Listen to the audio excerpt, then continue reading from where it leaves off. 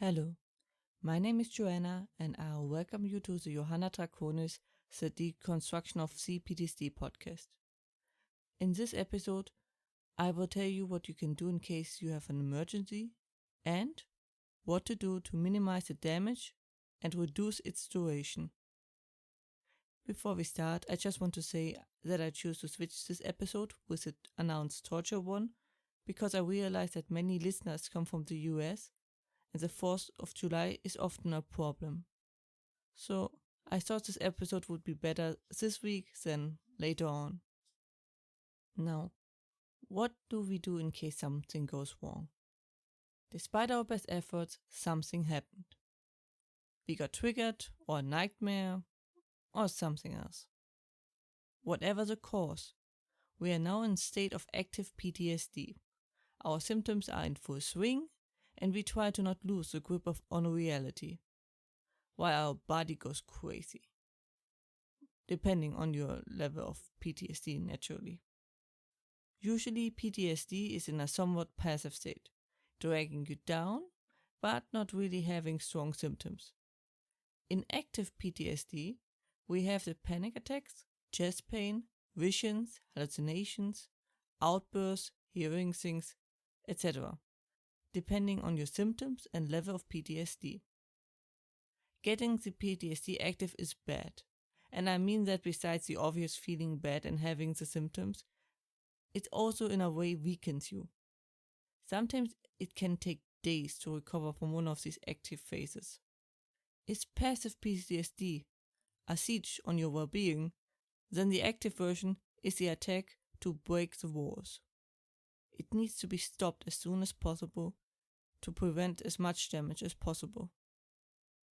To stick with the metaphor, the more often you get attacked, the more damage your walls. The more likely the next attack, the more likely another attack is happening, and the stronger the impact on you. This means sadly the weaker you are, the more likely you will have an active phase. The better you are, the rarer the occasion. It's like with everything else in life. So we try our best to go up against the active phase as good as possible. With that said, let us go over everything step by step. What to do in a case of an emergency. Preventive. Naturally, the best way to deal with an emergency is to be able to spot it as soon as possible and take countermeasures. The sooner we counter it, the better we can prevent the peak from happening and softening the blow. Not always possible, but extremely helpful. You should aim for being able to recognize your typical warning symptoms. Everyone has different symptoms, but they are not random. So symptoms always flare up when your body is very stressed and or you are on your limit. Otherwise, go for the classics. And watch out for strong problems like concentrating or focus, being beside yourself, trouble with vision, thin-skinned, chest pain, and tension. As soon as you recognize them, take the next steps methods to prevent worse things from happening. This is not an instruction to get rid of the warning symptoms and carry on, but get out and avoid it from happening. As such, an active phase would take you down for maybe a few days, depending on your case. This is a heavy blow, not just a side effect, and should be avoided as much as possible. First step, ensure you are safe. Relatively. At home, that means usually turning all lights on, or at least in the room you are in, and have no one else in the room, as you can't be sure what will be happening. Except, of course, they know what to do. Not at home, find a spot as safe as possible and fast. Usually you don't have a lot of time to find something before you might lose control. A safe spot is away from many people, as quiet and peaceful as possible be. Beware of dark places, as they tend to inspire your brain of darker things. So safety before light. If you can, signal for help, but only do that if you know the other person knows what's going on, or at least what you are signaling them. As a stranger can be an unknown factor, and an unknown factor can go both ways. From my experience, it's best to curl up and hug your legs, because this way you can grab them and have something that you can hold onto and squeeze if necessary. Try to otherwise keep additional stimuli down. Stimuli are signals that body receive from our senses: taste, smell, feel, hearing, and seeing, as they can reactivate the active phase and keep it basically endless going, except you know exactly what stimuli is causing your active phase. Second step. If you know the causing stimuli, then you can even learn to use a specific stimuli to counter your active phase and reduce its length and or shorten it. This can also be achieved by an object with a unique sensation which contradicts the visions we see from the active PTSD, as the stimuli are too different from one another and the brain can make them work together. The cognitive dissonance forces the brain to correct what we see. For example, the memory is of a very cold night, hold something extremely warm. Also, memory was in the desert, plants, moss, trees, or something along these lines. It was quiet, play some jolly music, or whatever. I used clothes, and for my nights, stuffed animals. So when my hands felt it, I knew I was just having nightmares. It had to be big enough that I could hold onto it, like a safety buoy. This is something you can train yourself, but it can be difficult depending on the person. The most important thing is to reduce the stress as much as possible, as the stress you have, caused by the active phase, just makes the active phase longer and worse. As the brain is in a sort of panic, we are going to die mode. And the more stressed you are, the more you confirm your brain that it is right to panic, similar to a person afraid of flying in a plane. Yes, it's moronic and a vicious circle. This is why we try to relax as much as possible to leave the vicious circle as soon as possible. It is very hard, and everyone has different methods. If you can, try using a mantra. It's best to have trained it before, but if not, it still usually works. What is a mantra? It's a line that you repeat again and again. It starts with the name, where you are, another detail, and a positive ending. More variations are of course possible, whatever works best for you. For example, my name is Johanna Draconis. I am at home. I am recording a podcast with my dog next to me. I am safe, and nothing bad will happen to me. My name is Johanna Draconis. I am at home. I am recording a podcast with my dog next to me. I am safe, and nothing bad will happen to me. My name is Johanna Draconis. I am at home. I am recording a podcast with my dog next to me. I am safe, and nothing bad will happen to me. And so on. It's important that you actually say the words.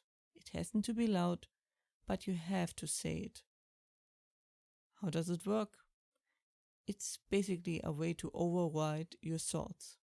Similar to the advertisement, where they want you to hear the ad again and again until you automatically think about it. This uses the same method. By keeping repeating it, it fills, so to say, the head more and more, until the brain accepts it as the main thought.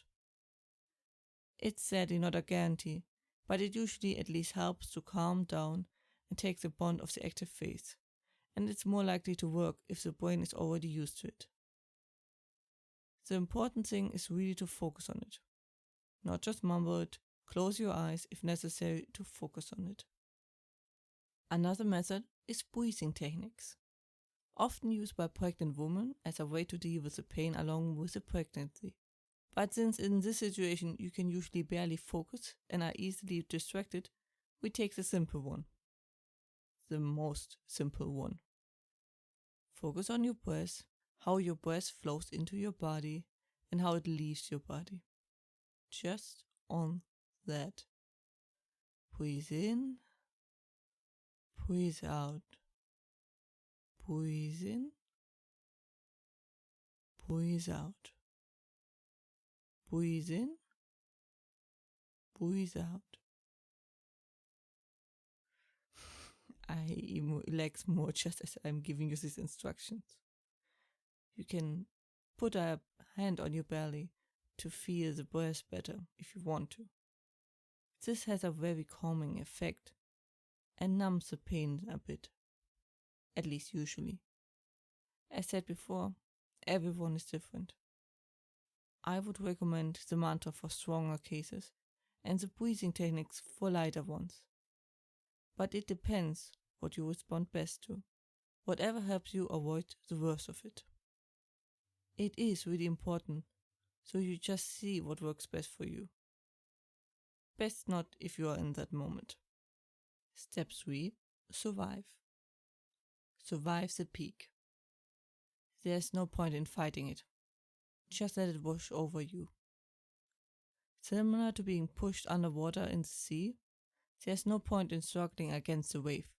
Relax, focus your energies, so if the wave passes, you can swim up and breathe. This is now all about how to use what you have left efficiently. This is now all about how to use what you have left efficiently. There is no reason to go against the stream, except there's a potential lethal danger ahead. Go with the flow until an opportunity opens up to get out. In my experience, it's really just best to let it wash over you, and no matter how drowning this experience appears to be, it passes. At this point, it escalated too much to really push against it. Just try to focus on the mantra, breathing, object, so it can help you stay afloat. Just hold on. Step 4. It is time to access the damage and head to safety. If you are already home, then of course you are most likely already safe.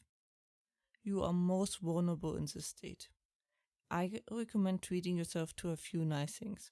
Something nice to eat, some nice music, the company of someone you love, or anything you enjoy doing. Take your time to properly calm down. You are most likely exhausted. It is best to rest afterwards if you can. Your body needs now rest and sleep to recover. Breathe. You made it. Hopefully, you won't have to deal with this anytime soon again. And that was it for today's episode. I am sorry if I still sound tired. Sadly, the situation hasn't improved much, but it should very soon. I hope you found this episode helpful and you liked it. You can find the transcript on johannatraconis.com. It is written with an H. After all, you can find the link in the description. I would love to get some feedback from you. Like if I move too fast or you would like me to spend more time on a topic. You can reach me under contactme@johannatraconis.com. Otherwise, I hope you have to use this knowledge as little as possible and you are alright. Watch yourself and take care.